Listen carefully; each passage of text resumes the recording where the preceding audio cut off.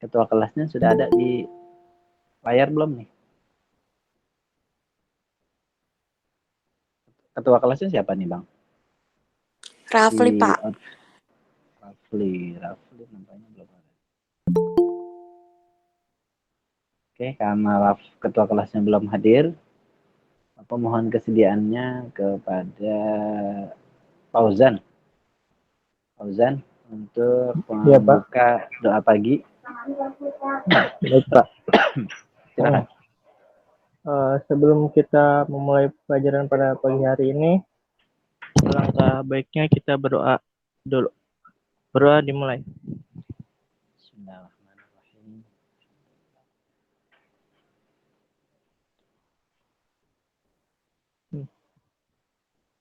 Berdoa selesai. Sudah Pak. Oke, terima kasih Fauzan sudah bersedia untuk memimpin doa pagi. Mudah-mudahan cita-cita kita Allah berikan kabul untuk dijadikan menjadi anak yang soleh dan solehah, yang memiliki bakti kepada orang tua, bakti kepada guru, dan bermanfaat untuk agama, bangsa, dan negara. Oke, karena ini prosesnya selalu Bapak buat dokumentasi setiap kali tatap muka virtual, maka tujuannya sebenarnya dokumentasi ini adalah agar dapat memiliki satu perekaman ya, perekaman. Yang kedua nanti insya Allah ketika kita berjumpa, kan kita sudah mengenali wajahnya satu sama lain. Di Oto 2, apakah sudah ada pertemuan silaturahim dari teman-teman yang ada nih? Dari Fauzan misalnya bermain ke rumahnya Niko atau sebaliknya, sudah ada melakukan pertemuan sejauh ini? Ada, Pak. Ada ya, Rahayu ya. Oke. Ya, walaupun dalam kondisi PSBB, tapi tidak menutup kemungkinan kita adakan silaturahim. Karena silaturahim adalah bagian dari kesunahan ya, yang bisa mendatangkan rezeki buat orang yang suka berkunjung ke rumah kawannya. Oke, Bapak mohon kesediaannya agar kameranya tetap nyala dan lurus gitu, wajahnya terekam dengan lurus karena dokumentasinya jadi bagus, nggak kelihatan hording, nggak kelihatan namanya saja gitu, atau foto profil yang avatar. Oke, Bismillahirrahmanirrahim. Alhamdulillahirabbil alamin. Allahumma shalli ala sayyidina Muhammadin wa ala alihi wa sahbihi ajma'in, amma ba'du. Pada kesempatan pagi yang berbahagia ini, kita bersyukur tentunya kepada Allah Subhanahu wa taala agar yang dikatakan di dalam Al-Qur'an, A'udzubillahi minasyaitonirrajim. Bismillahirrahmanirrahim. La in syakartum la azidannakum wa la in kafartum inna azabi lasyadid. Jikalau engkau bersyukur, jikalau engkau pandai bersyukur, kata Allah, maka ada satu janji yang akan diberikan oleh Allah, yaitu nikmatnya ditambahkan. Bertambahnya nikmat karena kita sering bersyukur. Akan tetapi kalau kita enggan bersyukur atau lalai terhadap nikmat yang diberikan, maka siap-siap siksa atau azab Allah yang maha pedih akan datang kepada diri kita. Nauzubillah. Kita berlindung kepada Allah. Mudah-mudahan kita semua dijauhkan dari sifat takabur, sifat sombong sebagai makhluk yang senantiasa kita beribadah kepada Allah Subhanahu wa taala. Baik, materi kita adalah masuk kepada bab 4, yaitu Al-Qur'an dan hadis sebagai pedoman hidupku.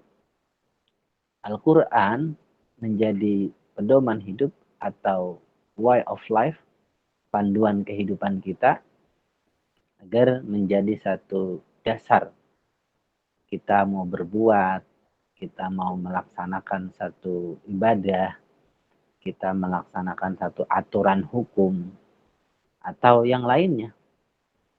Maka kalau orang yang tidak menyandarkan kepada Al-Quran dalam segala perbuatannya, dalam segala tindak laku ibadahnya, ada satu pesan yang disampaikan oleh seorang imam ahlu fiqih, dia bermazhab Syafi'i, yang bernama Ibn Ruslan.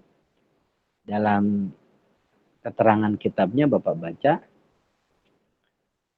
dia katakan kullu semua amal ya, faqulu man bi ghairi ilmin ya'malu a'maluhu mardudatun la tuqbalu. Faqulu man bi ghairi ilmin ya'malu, semua amal ibadah, semua pekerjaan seseorang yang dia lakukan tidak didasari dengan adanya ilmu pengetahuan, bi ghairi ilmin ya'malu a'maluhu mardudatun la tuqbalu, maka amal yang dia lakukan tadi tanpa dasar-dasar sebab musabab ilmu yang dia ketahui, syarat dan hukumnya, rukun-rukunnya apa yang harus dilakukan, maka pekerjaannya itu menjadi sia-sia, menjadi satu tidak ada nilai ibadahnya, tidak ada nilai pahala yang dia lakukan karena tidak didasari dengan adanya ilmu pengetahuan. Nah, maka kembali kepada teks di buku panduan kita, Al-Quran dan hadis menjadi pedoman hidup kita, dasar-dasar sandaran yang kita lakukan dalam beribadah kepada Allah. Dalam kita melakukan segala aktivitas. Jangan sampai tadi kita sudah capek-capek berpuasa, katakan. Sudah capek-capek sholat, akan tapi tidak ada asar, tidak ada bekas nilai-nilai pahala yang Allah Subhanahu wa ta'ala janjikan kepada kita. Nah, ini generasi muda harusnya nih dari usia kita nih yang lagi produktifnya, usia keemasan kita hari ini, usia-usia yang cukup bagus untuk banyak membaca, banyak mengedukasi, banyak mengembangkan kemampuan kreativitasnya, sehingga nantinya akan terbiasa dalam disiplin pengetahuan kita. Kembali ke pedoman sumber buku kita adalah, maka nanti akan ada bagaimana kedudukan Al-Quran dan kedudukan Al-Hadis, dan ada penyempurna dari para ulama, yaitu ijtihad. Ya, ijtihad. Mengapa ijtihad ini penting? Nanti akan kita bahas juga, bahwa banyak secara tekstual pesan-pesan ayat Al-Quran ataupun pesan-pesan hadis yang digambarkan oleh Rasulullah SAW melalui kitab-kitab hadis yang sudah mu'tabar, yang sudah terkenal. Ada beberapa pesan-pesan yang masih bersifat global, yang bersifat umum. Bahkan boleh jadi masih banyak orang awam yang tidak mengetahui tekstualnya. Apa sih pesan dari hadis tadi? Atau apa sih pesan ayat Quran tadi? Maka ada ulama ya yang berkecimpung di dalam ijtihadnya, bagaimana menyikapi persoalan-persoalan hidup, persoalan-persoalan hukum yang berkembang di masyarakat zaman ini. Nah, maka nanti kan kita ketahui bagaimana ketiga sumber hukum yang di atas ini menjadi perilaku yang bisa kita lakukan dalam kehidupan kita. Oke ya. Baik, ini baru pengantar saja, pengantar materi yang kita akan bahas pada pertemuan hari ini. Nah, Bapak anjurkan buat teman-teman kelas 10 atau 2 untuk juga membaca buku teksnya yang ada di Classroom halaman 45. Nanti kan kita ekspor bagaimana kaitannya kita menerapkan sikap pedoman kepada Al-Quran. Ada yang menarik adalah bahwa kita hari ini sebagai generasi muda, sebagai generasi yang memiliki kemampuan yang luas ya untuk kita bisa kembangkan, ada satu gambaran ya bahwa kehidupan kita di dunia ini kan laksana kita sedang menanam atau kita sedang mencari bekal. Nah, kalau kita mau pulang kampung, katakanlah kita kampung ada di Jawa ya, atau ada di Sumatera atau ada di Kalimantan. Orang yang merantau ke Jakarta, hidupnya laksana dia kan sedang mengumpulkan pundi-pundi bekal dia untuk kehidupan pulang kampungnya nanti, yaitu di kampung halamannya. Akan tetapi kalau dia tidak cukupkan kebutuhan dalam kehidupan perantauannya, Jakarta katakan, dia tidak pernah, dia cuek, dia acuh terhadap bekal-bekal yang akan dibawa pulang nanti di kampung halamannya. Maka boleh jadi akan kebingungan, akan hina di kampung halamannya. Karena apa? Tidak ada persiapan bekal yang dia bawa ketika dia merantau. Nah, ini menjadi gambaran buat kita sebagai generasi muda. Hari ini kita dikasih kehidupan di dunia. Ada kalanya nanti Allah akan cabut atau Allah akan berikan kesempatan buat kita umur yang terakhir untuk kita menghadap Allah Subhanahu wa taala.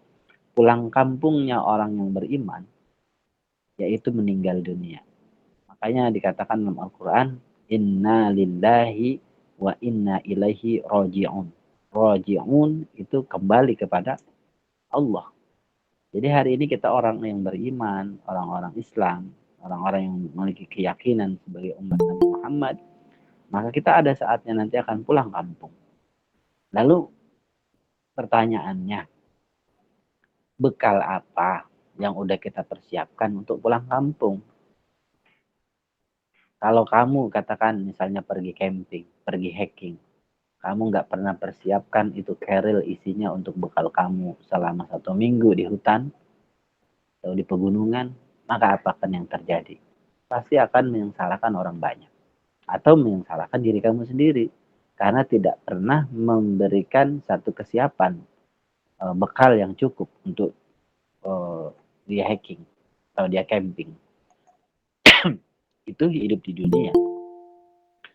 Lalu bagaimana hidup di akhirat yang tidak akan kembali? Maka boleh jadi ada satu perumpamaan dalam surah An-Naba, orang akan minta hidup kembali oleh Allah sesaat saja untuk dia bisa beribadah, untuk dia bisa beramal. Nah, itu gambarannya untuk kita menjadi bekal atau motivasi kita di dunia agar mencari ilmu untuk bisa kita amalkan dalam kehidupan sehari-hari.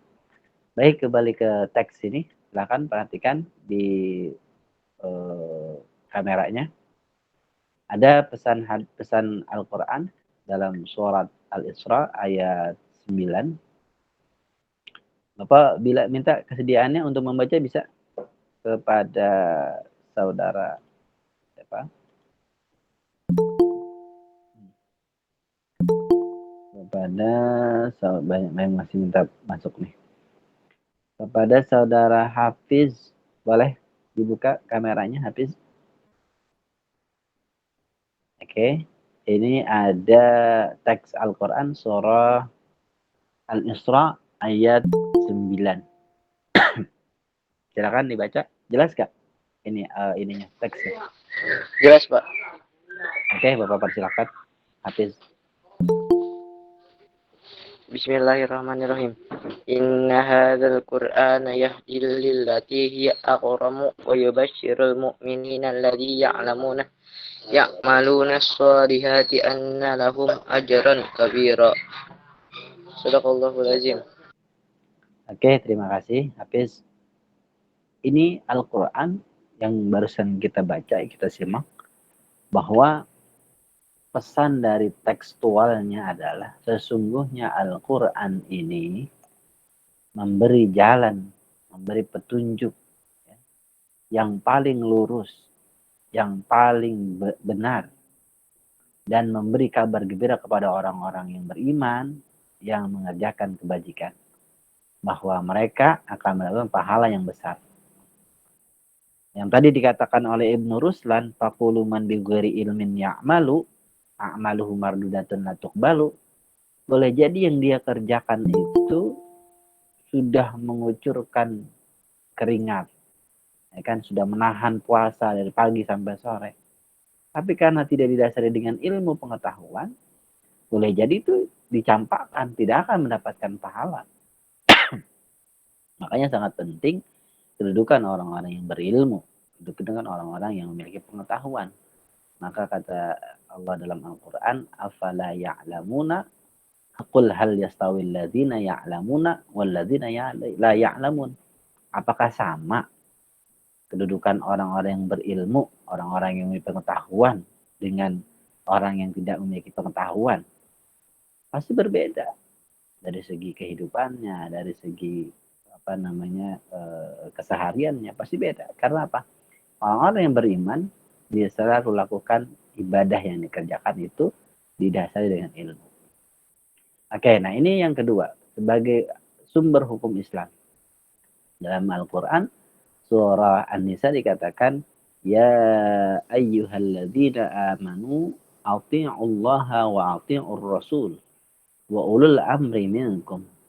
Fa'in tanaza'tum fi syai'in farudduhu ilallahi war rasul in kuntum tu'minuna billahi wal yawmil akhir dzalika khairun wa ahsanu ta'wila. Nah, ayat ini mengesankan bahwa kepada kita, wahai orang-orang yang beriman, taatilah Allah dan taatilah Rasul dan ulul amri. Ulul amri ini adalah pemegang kekuasaan hari ini, yaitu pemerintahan. Maka kalau kamu sudah mentaati Allah, mentaati Rasul dan ulul amri, kemudian jika kamu berbeda pendapat tentang sesuatu, maka kembalikanlah kepada Allah, yaitu Al-Quran. Nah, hari ini coba kita lihat, banyak orang yang mendemonstrasi, banyak orang yang menolak tentang undang-undang yang sedang baru saja disahkan oleh pemerintah, yaitu undang-undang Omnibus Law tentang bekerja. Ke depan, mungkin kamu 4 tahun lagi atau 5 tahun lagi yang akan datang, kamu sebagai generasi muda yang dititipkan oleh Allah masa muda ini, ya, kalau bisa ketika kamu misalnya nanti bekerja atau kamu misalnya sebagai abdi negara, maka lakukanlah yang paling baik, ya, yang sudah menjadi dasar hukum Islam, Al-Quran dan hadis. Itulah pijakan kita. Jangan karena dukungan dari konglomerat atau karena investasi-investasi yang mendampaknya kepada lingkungan, jangan kamu lakukan hal-hal seperti itu. Karena boleh jadi yang akan disengsarakan oleh masyarakat banyak. Nah, disinilah pesan yang harus kita ambil, bahwa hari ini sedang terjadi demonstrasi di mana-mana tentang penolakan undang-undang Omnibus Law. Nah, jangan sampai generasi muda nih yang nantinya kamu sebagai pekerja di lingkungan PT atau kesempatan kamu bekerja di pabrik-pabrik, ya, jangan sampai kamu didasari dengan emosional ketika mau melakukan suatu ajakan-ajakan demonstrasi yang tidak ada kejuntrungannya barangkali, ya. Bukan dilarang, silahkan, tapi dampaknya apa, gitu ya. Sehingga ada pijakan yang harus bisa kita ambil, adalah dasarnya, ilmunya harus kita pahami dulu. Oke, kita lanjut bahwa dalam kesempatan apapun, ya, Al-Quran, hadis, dan ijma para ulama atau ijtihadnya para ulama harus kita yakini betul-betul, jangan menjadi keraguan dalam tindakan kita. Kalau itu sudah kita ragukan, maka dasar apalagi atau kitab apalagi, undang-undang apalagi yang bisa kita jadikan sebagai pedoman kalau kita meragukan Al-Quran, hadis, ataupun para ulama yang berkecimpung pada fan-fan ilmu yang luar biasa. Nah, ini hanya sebagai pengantar saja. Bapak harapkan partisipasi dari kelas 10 atau 2 ini memiliki keaktifan, ya, memiliki satu semangat menuntut ilmu dalam kesempatan apapun, ya, walaupun misalnya dalam kesempatan virtual begini, tetap ada kehadirannya. Nanti Bapak silakan kamu membaca materi ini sampai selesai, sehingga nanti ke depan Bapak akan ada materi-materi interaktif atau interaksi di dalam beberapa bentuk pertanyaan atau bentuk pendapat. Kamu bisa menjawabnya dengan baik. Ini ada di halaman tadi 42 ya, sampai 49 kalau nggak salah. Nah, nanti kamu baca untuk menambah wawasan dan pengetahuan. Pesan Bapak adalah jangan sampai kita menjadi orang-orang yang diberikan kesempatan untuk dapat belajar, tapi kita mencapakannya, menyia-nyiakannya kesempatan itu. Jadi Bapak berpesan, kata Nabi, manfaatkanlah waktu. Atau dalam kesempatan hadis, Nabi katakan, khairun nas anfa'uhum linnas. Sepaling baik manusia di antara kalian adalah yang memiliki manfaat untuk orang banyak. Nah, kita sebagai pelajar persiapinlah ilmu pengetahuan kita untuk bekal kita bermasyarakat. Sehingga orang-orang yang memiliki kedudukan ilmu, insya Allah akan berguna buat masyarakatnya. Terima kasih Bapak ucapkan buat yang sudah bergabung pada hari ini. Untuk ini menjadi semangat buat kita di mapel-mapel yang lain. Alhamdulillah kelas oto Bapak apresiasi cukup banyak yang mengikuti pembelajaran virtual ini. Terus ketua kelas sudah masuk belum nih? Udah, Pak. Rafli, coba Manda tolong diaktifkan ininya dulu, kameranya semua. semua. Buram, Pak, kameranya, Pak. Ya nggak apa-apa. Yang penting Bapak bisa merekam kesempatan ini. Hafiz, Sukma, Dharma, oke, ada siapa lagi? Pak, maaf Pak, Maulana kameranya rusak Pak, kamera depannya Pak. Oh ya, oke, nggak apa-apa. Ini Rafli mana? Belum bisa, bro? Belum juga, masih. Nah, nanti melalui ketua kelas Bapak mohon, ini kan partisipasi di absensi hari ini Bapak cek sudah 23. Nah, sebenarnya di kelas Auto 2 itu kalau tidak salah hampir 30 ya siswanya. 30. 35, Pak. 35 minus non muslimnya berapa? 1, Pak. Berarti 34. Iya. Nah, ini kan ada beberapa siswa yang waktu kemarin saya PTS itu Bapak coba cek, ternyata ada beberapa siswa-siswi yang mengikuti PTS, tapi kegiatan-kegiatan pertemuan ataupun kegiatan-kegiatan interaksi kepada guru, contoh misalnya Bapak kasih soal atau minta dikomentari, atau waktu itu pernah baca hadis, pernah setoran hafalan Al-Quran, itu nggak mengerjakan, ya. Nah, maka ada beberapa siswa yang nggak maksimal tuh di kehadiran 3 bulan yang lalu. Nah, melalui evaluasi di PTS yang kemarin, Bapak harapkan semuanya bisa mengingatkan, saling mengingatkan, apalagi ketua kelas nih, semua keadaan siswa ya diupayakan ada koordinasi betul-betul kepada wali kelasnya, kepada guru mapel, sehingga kita semua ini menjadi keluarga besar di SMK 69 Jakarta yang kompak, yang situasinya seperti ini, tapi tetap memiliki satu semangat kekeluargaan. Begitu barangkali ya, Raffi ya. Baik, Pak. Terus yang berikutnya, Bapak juga mohon nantinya kan Bapak akan ada satu interaksi dalam membaca hadis atau membaca Al-Quran itu selalu direkam, ya, selalu diupload ke Google Classroom. Nah, kedepannya ini karena yang mengirim soal ke Google Classroom itu banyak kendala, maka Bapak perintahkan untuk menguploadnya itu ke YouTube pribadi. Jadi silakan, kan semua sudah punya email. Tiap-tiap handphone yang punya email pasti dia sudah punya akun YouTube kan. Nah, maka akun YouTube-nya dimaksimalkan untuk mengupload kreativitasnya. Saya nanti Bapak katakan contoh, silakan baca surat surat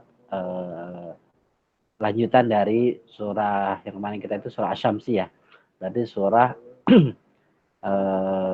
Al-Fajri misalnya. Nah, maka nanti kamu upload di situ di YouTube, kamu kirim ke Bapak itu cuman linknya.